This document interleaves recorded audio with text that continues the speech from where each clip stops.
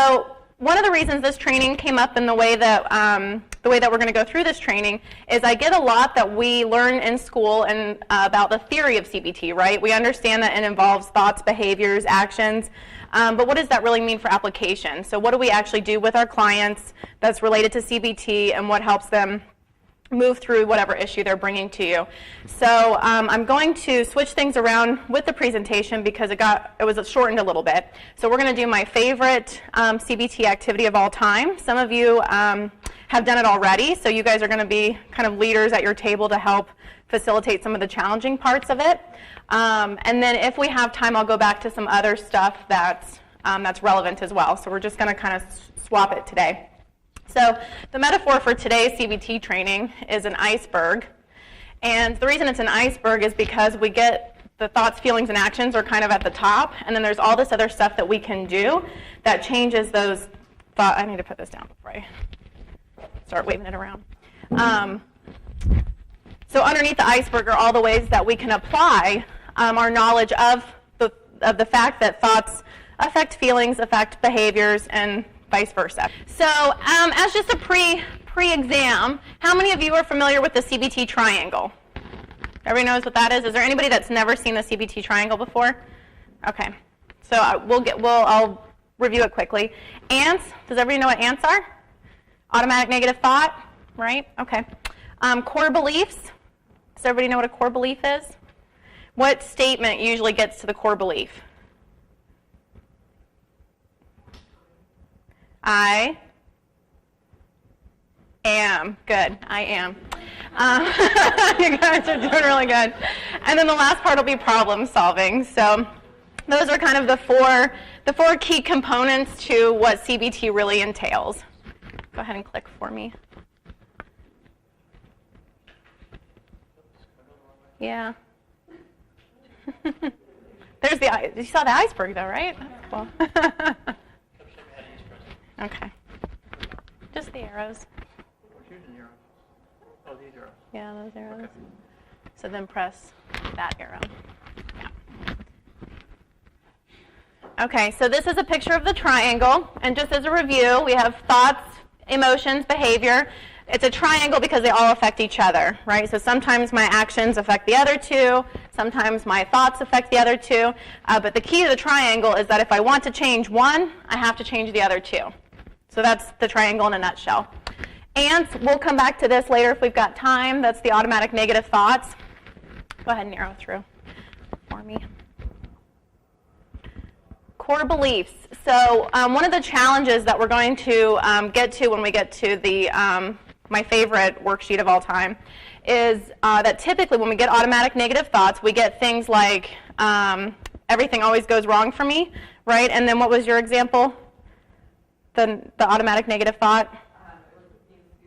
We're going to get sued, right?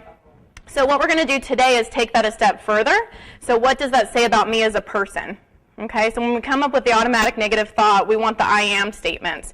So sometimes I'll have to ask my clients that a couple times to really get at what's underneath all of those other thoughts that are going on. So if everything or nothing ever works out for me, what does that say about me as a person? Am I a failure at life? Am I unlovable? Am I unworthy? So what is the core belief underneath those other automatic negative thoughts? So this is just a worksheet. Usually what tends to happen is it's like a magnet. So every experience in which we have the same core belief, they all attach to each other. So that's why a lot of times we get certain situations that don't seem like they're related, but really they are because they all share that core belief. So we'll go into that in a little bit more detail if we want to later. And then the last piece is the problem solving. So that's really kind of the four components to our CBT stuff. And then click one more time for me.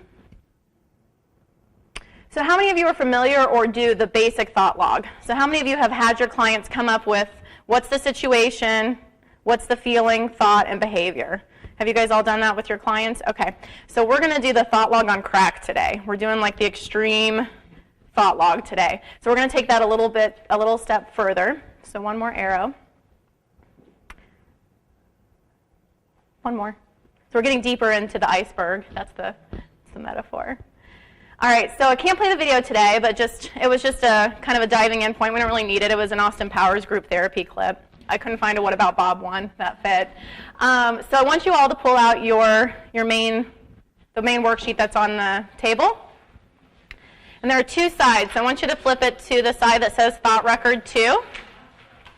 So I'm gonna walk you through it piece by piece this time, and then we'll get together in your small groups to role play with each other. So the first three boxes are your normal thought log, right? So you're coming up with a distressful situation. So for my Austin Powers clip, the situation was that Scott had just met Dr. Evil, his dad, for the first time because his dad had been frozen for many years, and Dr. Evil wants Scott to take over the world, right? Evil domination. Does anybody remember this clip? Yeah? Okay. So the situation that's causing Scott distress is that Dad wants me to take over the world and he wants me to be evil. So what are the feelings, just shout out feeling words, that might go with that sort of situation? Pressure, so feeling pressure. Frustration. Nervous. Scared. Conflicted. Yeah, okay. Now it says 0 to 100. I usually use 0 to 10 scale because I work with kiddos. But I want you to rate for yourself internally on a scale of 0 to 10, 10 being the most intense that feeling has ever been for you, 0 being no intensity at all. How scared would you be if your dad wanted you to take over the world? How nervous would you be? Right? How conflicted? Okay, so what was the hot feeling? So the hot is the one that was the most intense. Were there any 10s? What was the 10? The hot feeling. Or how I felt about the situation?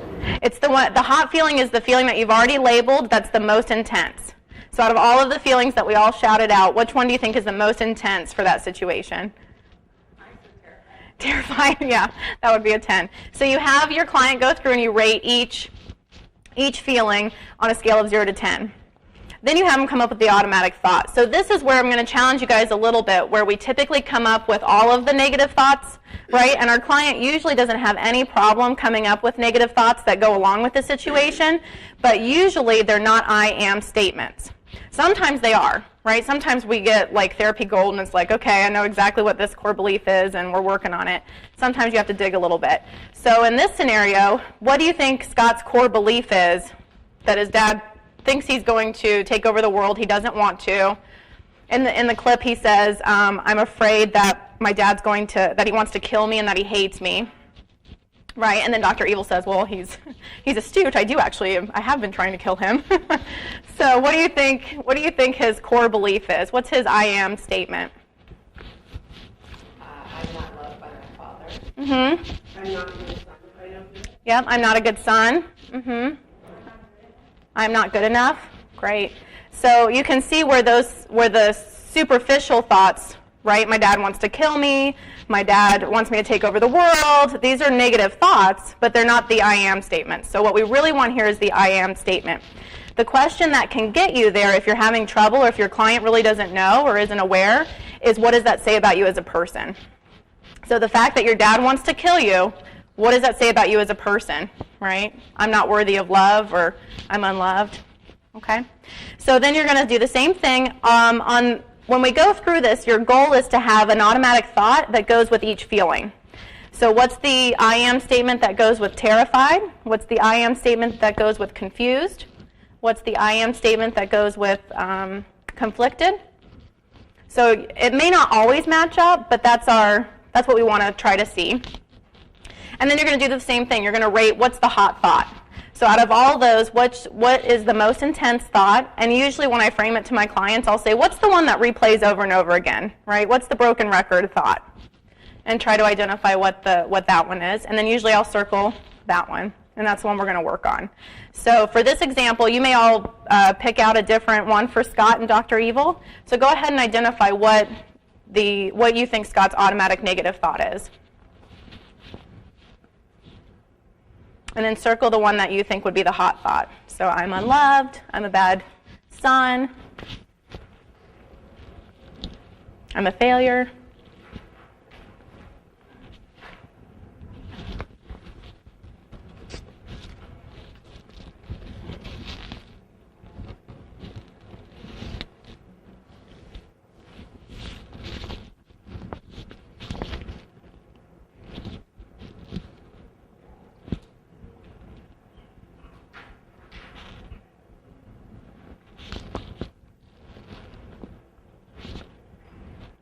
Okay, thumbs up if we've got the automatic thought. We're good?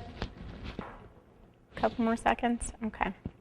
Now, what do you think Scott's initial reaction is going to be? So in the clip, he starts yelling at his dad, and he says, "You always do this to me," right? So that's kind of what they show in the video.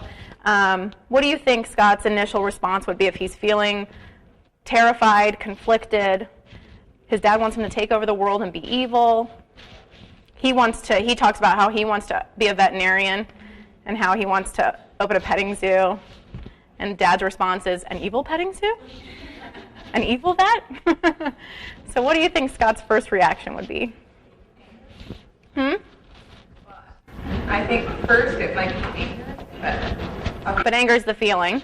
the reaction. Oh, thought, sorry. So what's the initial behavior response? So what does he do when he's feeling that way? He's feeling angry, terrified, conflicted, confused.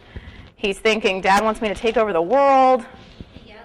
He yells. So the first thing he does is he yells. What might he do when he goes home? What's a way he might cope with the situation when he gets home? Does drugs. "I'm smoking a lot of pot, so I don't have to take over the world."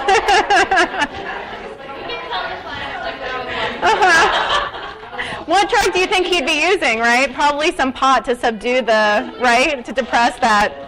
Yeah. What other behavior responses might you get? Shut down. So maybe some self-harm stuff, right? Does he go home and he's like, "I'm a terrible person," and he's doing some cutting or some suicide ideation? Anything else he might do? He might cry. Run away. Run away? He might run away. Yeah. If Dad can't find me, then I don't have to take over the world. Any other behavior responses that you might see? Going to Dad's workshop or office. I could totally see that, right? Like just taking a machine gun and just shooting up the evil lab. Yeah. Run away. Any other behavior responses you might see from that?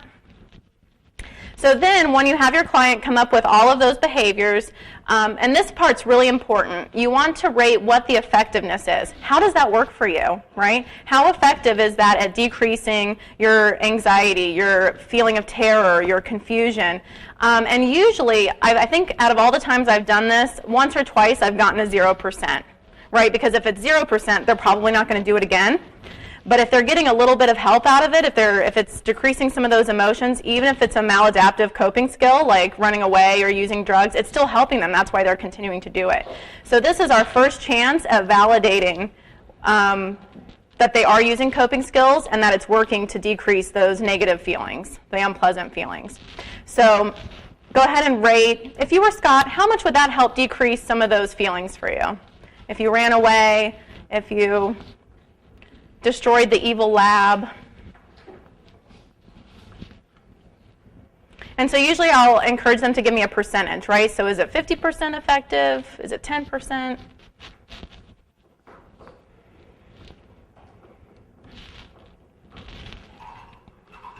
And also, for as many times as I've done this, I've never gotten 100%, right? So usually nothing is going to make that feeling go away totally, right? So we're looking at a in between, probably like around a 10% to 90%. Everybody good? Everybody's rated your effectiveness? Okay. So then the next part, and this is what takes the thought log to a different place. This is where we really get to some depth with this. So and this is our second chance at validating that what they're doing doesn't make them crazy. Right? So this is one of the reasons it's one of my favorite CBT activities, is because a lot of the times when we do regular thought logs, we're trying to get them to counter the automatic negative thought, which really just brings out, "You're wrong, why are you having this thought, stop having this thought." So what this does is it validates you're okay for having this thought. There's some evidence that proves that this thought is a normal thought to have in this situation. So go ahead and think of the evidence that we've talked about. I know you don't have the video, so I'll throw some out there. What are some evidence that Scott has that he is a bad son, or that he is unlovable, or et cetera, et cetera? So for example, some of the things that Dad said were, "He's right, I am trying to kill him." Right? So the thought, "I'm unloved," is not too far-fetched if Dad wants to kill you, right? So is there any other evidence that Scott may have that proves that that thought is true? And you can make this part up, right? What? He pays more attention to mini me than to Scott. Yep. Yeah. His dad was really successful being evil, and because he's wanting him to fill that position, he's feeling inadequate. So dad's really good at being evil, and I want to be a veterinarian and have a petting zoo. I might not be as good at being evil because I've got a little bit of a heart. Yeah. He's never shown up at any of my events, now he wants something from me. So he's never been there before. He wants something from me. That's a great one. Any other evidence that Scott might have to support that automatic thought? The I am statement. It's pretty good. You guys had a pretty good list. Now we're going to do the opposite. So is there any evidence that supports that that thought isn't 100% true? So this piece is really important in how you word it to your client, because you're using 100%, meaning we've already come up with that it's partly true, right? We're validating that that thought is partly true. Is there any evidence that supports that it's not 100% true? That there's some room for error in that thought? So is there any evidence to the contrary, right? Well, Jack loves to because he would want to be like him. Okay, perfect. Yep. He hasn't killed him yet. It's just a thought. Perfect. Any other evidence that it's not 100% true? Other people love him. We don't really know a lot about Scott's relationship with his mom, but hopefully She did show some affection. She would get after Dr. Evil, but there was some protection. Okay. There was a favoritism where she protected her son. Okay. So mom loves me, mom protects me. That's evidence, right? I have a heart, right? So I'm not super evil, so I'm a good person because I want to take care of animals, right? I want to be a veterinarian. I want to have a petting zoo and not an evil one. Do you have space for more? What if they're like, I can't think of any more? Do you make them like come up with more, or do you leave it? I do. I usually make them come up with at least 2. And if not 2, then at least the number that they have for the evidence for it. So I never want that to outweigh it. We will go over some of them today, but if you forget everything I said, on the back, the second half of this is questions to get at more. So I don't want you to use it quite yet because we're going to role play this, so I want you to kind of play with it in your own words, but if you get stuck, you guys can come back to this. So there's some great questions like, well, if I were in your shoes, right, and I was having this thought and I was your friend, what would you tell me? Oh, you're great. You know, we have a great relationship and I've learned a lot from you. Okay, so let's put that one on there. Okay, so it has a whole list of other questions that you can ask to kind of get at that, but yeah, I would not have it be unequal. So at least equal, if not more. And this is typically, well, I'll get into that in a minute. We'll finish this and then I'll tell you why I like it. So any other evidence that it's not 100% true? He tries to please him. He's a student, so he's recognizing strengths. He showed up at group therapy, so he's wanting to build, he's wanting to work on this relationship. He might have a different agenda, but he's there, right? So he's engaged in building that relationship with his son. Okay, so this is probably the hardest part out of the whole thing. So the next box is the more balanced thought. So this one you're going to connect with the word and instead of but, right, because we want to be strength-based. So this is where you take one of the evidence that it's true, one of the evidence that it's not true, and combine them into a more balanced thought. So for example, my dad says he wants to kill me and he hasn't killed me yet, right? So that's a lot better than ending the sentence at, my dad wants to kill me, right? And that's where it ends. So, or let's come up with some other examples. So because I didn't write all yours down. So use some of the examples that you wrote down from each box. And usually I try to get the ones that kind of go together, right? So you'll have ones that kind of pair similarly. So try to match those if you can. Sometimes they don't, and that's no big deal. But see if you can come up with a balanced thought using 2 of your evidences. A lot of times with my clients, what I'll do is ask them, which one feels more like you? Which one of these feels like something that would go through your head? And they'll identify which one sounds more like their internal dialogue. And we want to choose that one because that one's going to be the one that they're going to most likely use after they leave your office. Does everybody have a balanced thought? Yeah. My dad never shows up for my events, and he came to there. That's a great example. Yeah, that's a great one. Anybody else come up with a balanced thought? He hasn't been there for me, but he wants to teach me how to be evil. Try that one more time with and instead of but. That's okay. I do that all the time too. Hasn't been there for me, and he wants to teach me to be evil. Mm-hmm. Any other examples of a more balanced thought?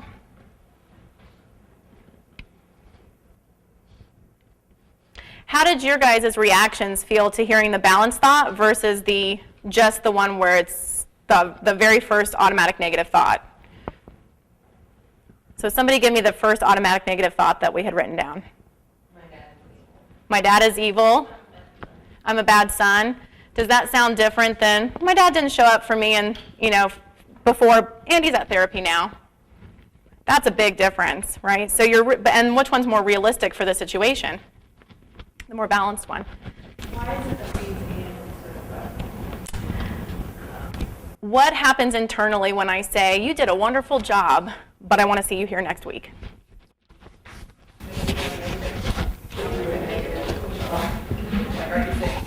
yeah, he said he doesn't love me, but it comes here so much. It's one of those words, there's 3 words that cause automatic internal reaction regardless of what follows those words. Does anybody know what they are? Why? Why'd you do that? Right? That's got some shaming to it, even if it's not meant to. So it just got that automatic, like, I have to get defensive. If somebody asks me why, our defenses automatically go up. So why is one, but is one, and the other one is, I just went blank. You.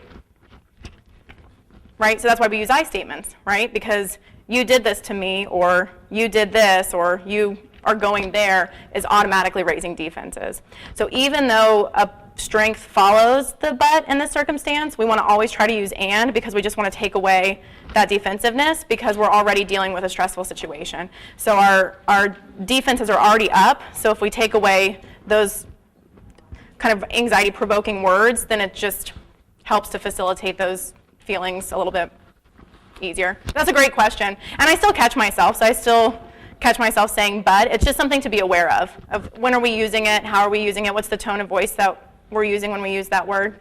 So yeah, you, but, and why. Those can be some tough words. Okay. Any other balanced thoughts that you guys want to share? No? Okay. So the last part, now what I'll do in my therapy sessions with the new behavior response is either put down a coping skill that you've already introduced that's healthy, or this is your chance to introduce a new healthy behavior. So instead of running away, instead of yelling at your dad, what else could you do in this situation, right? And usually they'll have a different response because 99% of the time when I have them re-rate their feelings just by going through this, the feelings are dramatically decreased. So instead of a 10, we're now at like a 2 or 3. So there's a little bit more clarity with problem solving and what to do because we're not at that heightened emotional level. So I've had maybe 1 or 2 times ever that the feeling maybe only dropped a point, and it was a pretty awful situation. So, but usually that's why this is one of my favorite interventions, is because even just going through something that has already happened helps them feel better about a past event, and it helps with the future templating, right? So it helps build the balanced thought for future events, hopefully, which will decrease the emotional liability with it. So that's one of the reasons it's my favorite. So usually you'll get when you re-rate the feelings, they'll be less, and they'll be able to introduce a new behavior response that's not maladaptive.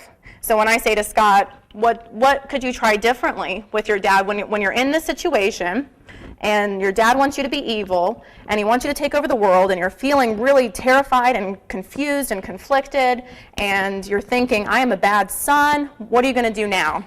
And usually they're like, well, I could take a break and go for a walk and kind of just let myself breathe, or I can, talk to my mom about it because she protects me, and she'll let me know that dad doesn't really want you to take over the world, he just wants you to follow in his footsteps, or something like that. So they're able to problem solve a little bit more effectively in that situation, and if they can't, that's where you can introduce, why don't you try this, and let's practice this. So then you're templating that coping skill to use if the situation is going to happen again.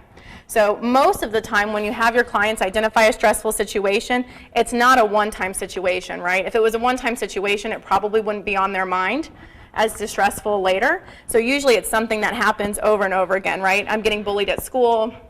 My mom's always, I'm always getting in trouble and getting grounded for this. So it's usually situations that are going to happen again in the future. So this way you're future templating. So then you introduce the new coping skill, and then if you have really, really on-target clients who always bring back their homework, have them try the new behavior, keep the log, and re-rate their feelings after they do the new behavior.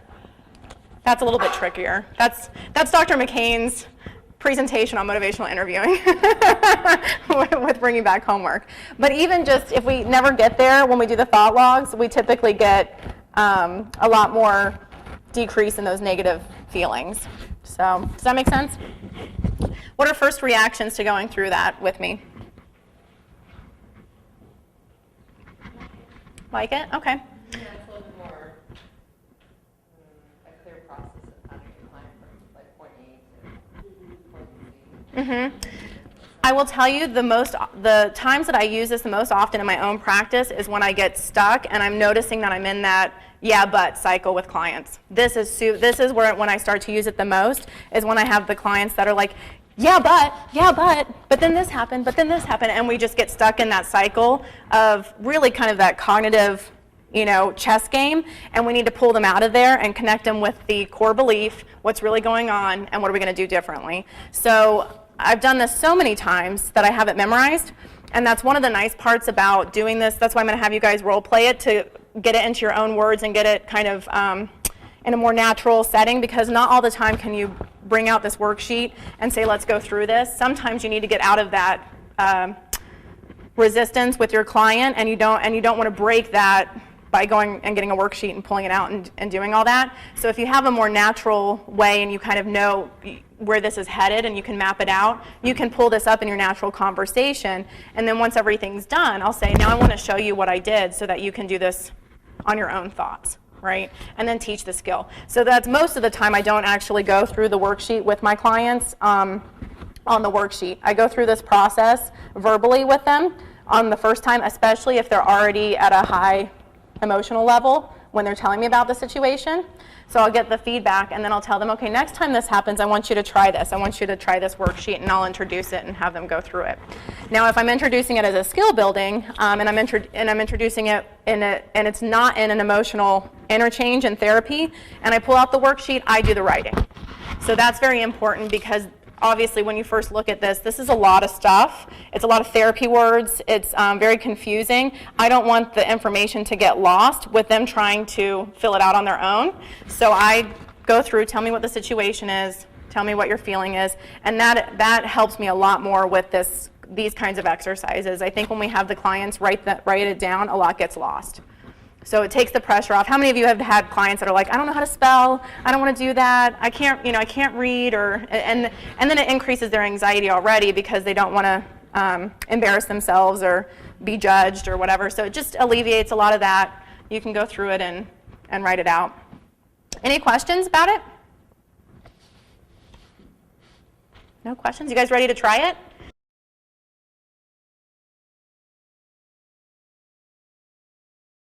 Clap once if you hear me. All right, I got 2 claps. Clap twice. All right. All right, what do you guys think? What were the strengths from it? What did you like about it? The strengths for what I saw as observing is the smooth sequence. Will naturally lead to the other. Okay? The trick is to not get the burden. On your tangents. It's too easy to go off onto conversations and expand on other things that are associated, as opposed to staying focused on trying to get through this process. That's a good point. So Dr. McCain was saying that it's a smooth process as long as you kind of stick to the flow. So it can get easy to get off on tangents. I will say with most people, it'll take me about 40 minutes to get through this. So this can take up to a whole session. I know I rushed you guys to kind of go through it, but you're also familiar with all the words. So sometimes it's a little bit easier and it doesn't take as long, but sometimes you do get kind of off on these tangents. So that's a great point. Any other things that you liked about it? It felt really purposeful about feeling scripted. Mhm. Like the direction of the conversation, and it was feel like I was forcing her to answer in a certain way, or just kind of like afterwards. Okay, so natural, didn't feel scripted. Getting more insight, so as a therapist, because a lot of the thoughts maybe were to us were like, that's ridiculous. Like, why would you ever think that? And then when you really know, you're like, oh my God, it's forward. I see that. Yeah, you see where they get the thoughts. So when I did, the most recent one I did, which I had to laugh because it was, the mom had that experience. I was doing it with the child, and the mom's complaint was this, she's angry for no reason. And so after we finished this whole process, she went, oh, so there is a reason, she's just not communicating it to me, right? So that's, yeah, very different. Hold on, I'm going to have you speak into the mic so everybody can hear you.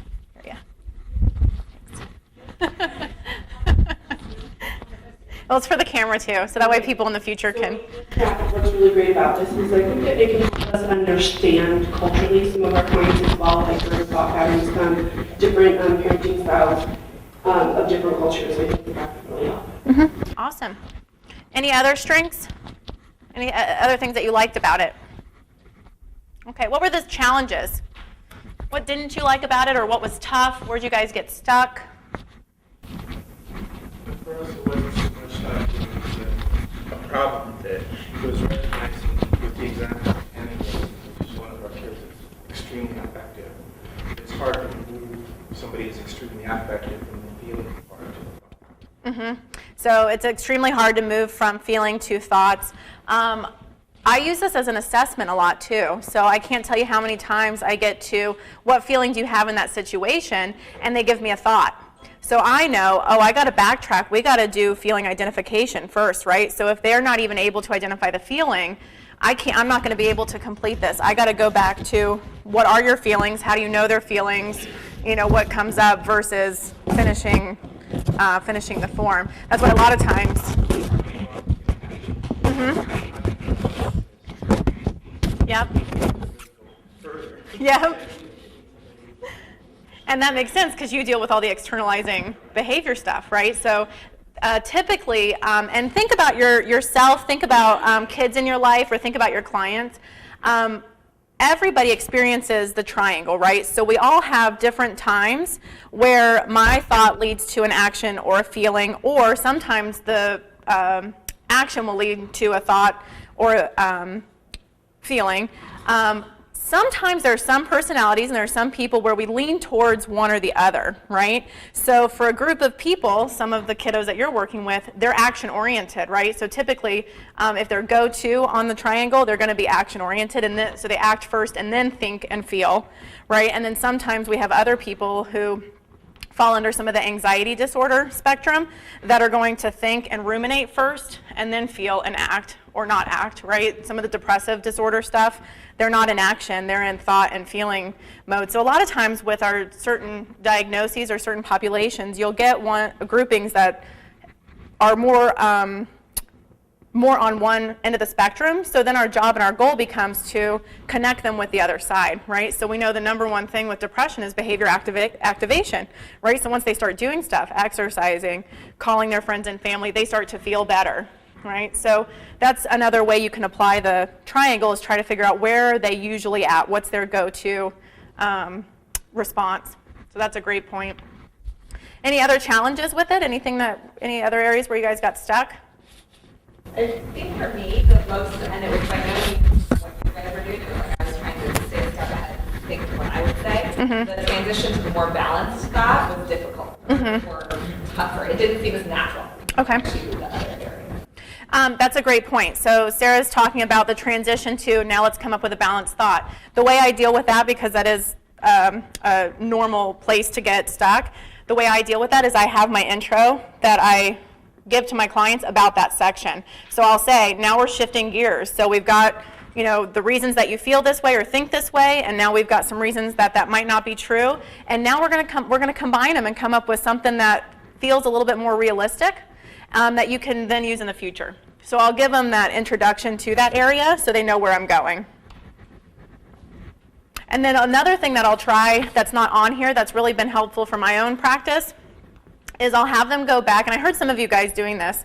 I'll review the whole thing with them and say it out loud, especially if I'm writing it down. So the situation is this, you're feeling this, you're thinking this, you're doing this, it's somewhat effective, here's the balanced thought, and then I have them compare and contrast the original thought with the balanced thought. Does that feel different to you? Hearing that, hearing me say this thought versus the balanced thought, and 90% of the time they're like, whoa, that sounds really different, I don't feel as upset. And that's our goal, right? We want to decrease some of that, those high levels of emotion. So just hearing that after they've gone through the whole process, kind of summarizing it and coming back to what the hard work that they've done to get there, especially if it's been a 50-minute session, right? So if I've spent the whole time going through this, identifying the feelings, going off on tangents, coming back, so kind of summarizing it and then comparing and contrasting how they feel, just hearing that difference from somebody else is really helpful as well. Any other challenges? I got stuck with a patient who nobody else in here ever deals with, and that's the I don't know answer.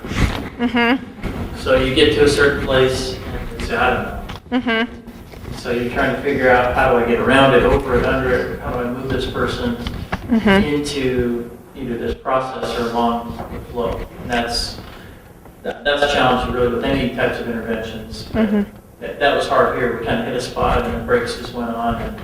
And, it was tough to move it to the next phase. And who says I don't know the most often? Teenagers. Not just kids, teenagers, teens, right? I'm fine, I don't know, I don't want to talk about it. So my icebreaker with that, this works about half the time to get through that, is you don't know or you don't want to talk about it. Because then you're identifying there's discomfort and unpleasantness talking about it versus I really don't know. So sometimes they get that I really don't know the answer, and that's a whole different blockage versus I don't want to talk about this, this is uncomfortable and unpleasant. So that's kind of my first initial in on that, and usually I can figure out by their response which way to go based on how they answer that question.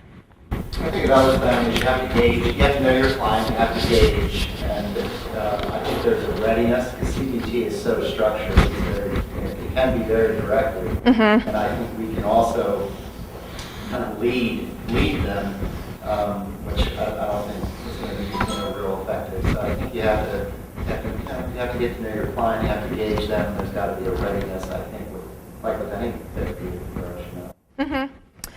Exactly. This wouldn't be that's why I say I start with this as kind of an assessment with the identifying feelings and thoughts, because if I don't know my client well, I probably won't be able to get through the whole thing, because this is a pretty intense skill level just to be able to get through this whole process, especially if they're stuck in that, going over that broken record and going over it again. So that's a great point, and really knowing your client.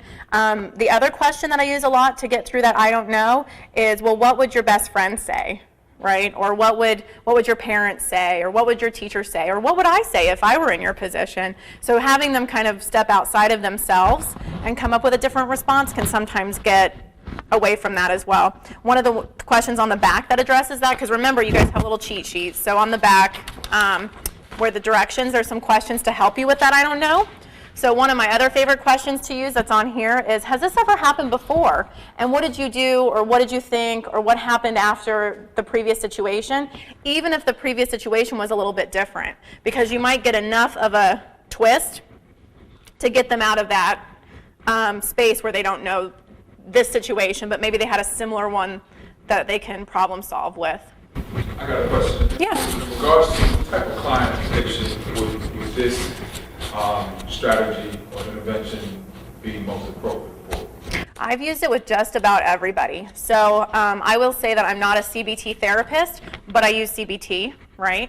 I would say that it works well with just about everybody. I think typically with the little kids, I'll use it with the parents. So that's one way that it'll be a little bit different. If, like the parent I was talking about earlier who responded with, well, she's angry for no reason, definitely use with the families that are experiencing that, where there's lack of communication or not effective communication. So if there's chances to build empathy, those sorts of things, if clients are experiencing difficulties with that, I would use it with people who go through communication difficulties with their family. But I really haven't had, I'm trying to think, the only time that it's been really problematic for a client to use this is when the situation has validity. And so what I mean by that is if there really is no evidence that that thought isn't true, you're going to get stuck, right? So and they talk about this a lot in EMDR therapy, if the core belief is valid, or if there's a lot of validity to the core belief, then you're really going to get stuck. So when you're starting with the situation and the core belief goes with the situation, and I'll rack my brain and see if I can come up with a legitimate example, but that's the only time you're really going to get stuck where it's not going to be useful, because you won't be able to come up with any evidence that it's not true. I think like what you're saying is like if I'm thinking like with children or even with adults, when they're in a situation of their behavior is actually maybe coming to a point of protectiveness, and rightfully so being protective. So they might have this protective, shutting down or